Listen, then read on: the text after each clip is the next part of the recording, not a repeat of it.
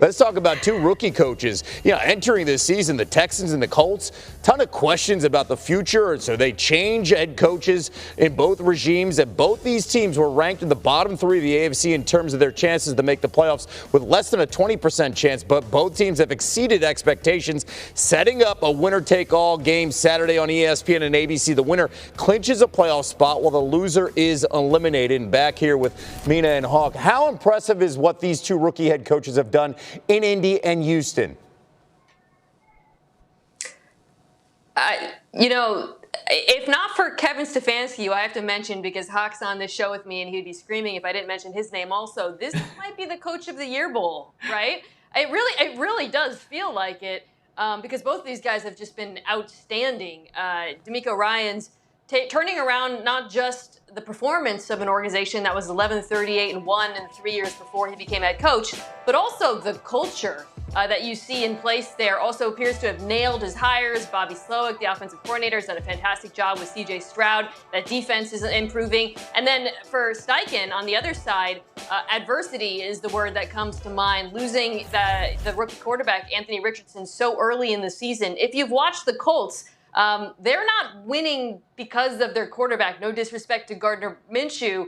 He's been a serviceable backup, but they're an extremely well-coached team, and they're winning games anyways, and I think he deserves a ton of credit for what they've done. Yeah, the same reasons why I think Kevin Stefanski is the Coach of the Year, you could apply to Coach Steichen as well for the same reasons you mentioned, Mina. Yeah. There's so much adversity that has come to this team. They lose their top 5 quarterback early in the season.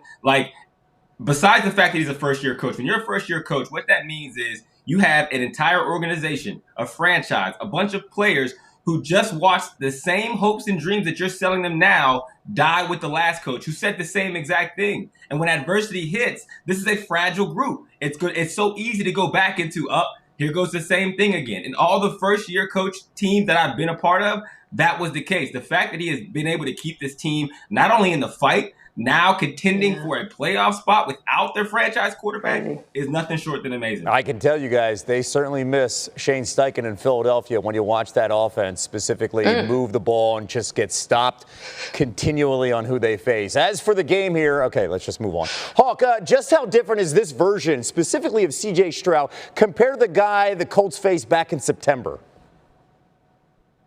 Yeah, a big reason why D'Amico Ryans has been so successful is because we know they got the right guy in C.J. Stroud. The first time they played him, it was kind of his coming out party. He had a pretty good game, but he is doing things a lot different. There is just certain experience that you cannot get in a meeting room. And the fact that he has had a whole season under his belt and he has matured to the point where now he plays closer to an all-pro than he does a rookie by doing things like not being rattled by the pressure like he was in the first game. He's also not bored with the check down. He is going to take whatever play is there and understands that their time will come. Besides the fact he can make all the throws, he's using his legs a lot more. What they're going to have to face with C.J. Stroud is someone that is not only just confident, he knows that he can make the play, and he gets better as the game goes on, and that wasn't the case in the first game. They look like a completely different team when he went down with that concussion. Then he comes back, and he's been outstanding. Let's flip it to the Texans' defense here, Mina.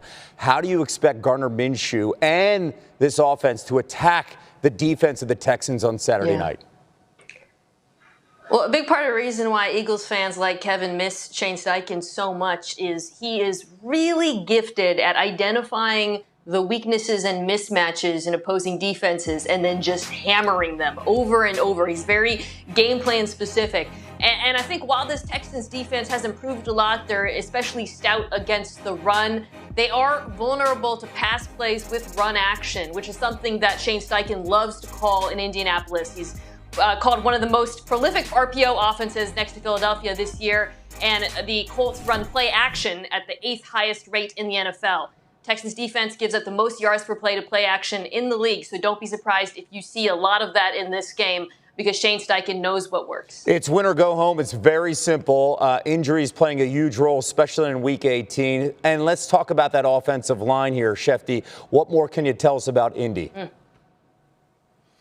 Well, the Colts are listing 3 offensive line starters as questionable for Saturday night's huge game against the Texans. We don't know whether Ryan Kelly, Quentin Nelson, and Braden Smith will be able to go. All are listed as questionable. all are uncertain for Saturday night, and that obviously will have a huge impact on a game that has massive playoff implications, Kevin. All right, Shefty, thank you. Let's get a DraftKings Sportsbook same-game parlay on this matchup, and for that, let's go back to Mina, and let's start with C.J. Stroud. Second game back from injury, over under 258.5 passing yards. It's a high bar. It's one he cleared last time they played. I think he'll clear it again. This Colts defense, very static. Cover 3. They play a ton of cover 3. CJ Stroud shreds cover 3. I think he'll do it again. Okay, Jonathan Taylor, he ran for 96 yards last weekend in the win over the Raiders. Yeah. Over under 71.5 on the ground for the Colts running back this week. Little nervous about this one, but I'm going to go under. Part because what I was talking about earlier with the matchup. Texas' run defense is very good, and Shane Steichen won't be stubborn and just lean into the run if it's not working. I think he'll call short passes, play action, the RPOs instead. All right, we love offense. Let's see how this plays out Saturday night. Let's talk point totals. Over under 47.5 points scored in this one. I'm going over here. The Colts have cleared their overs on points 11 times this season. I think both of these offenses have advantages matchup-wise against both of these defenses. So it should be an exciting game, especially, of course, with C.J. Stroud back in the mix, slinging the pill.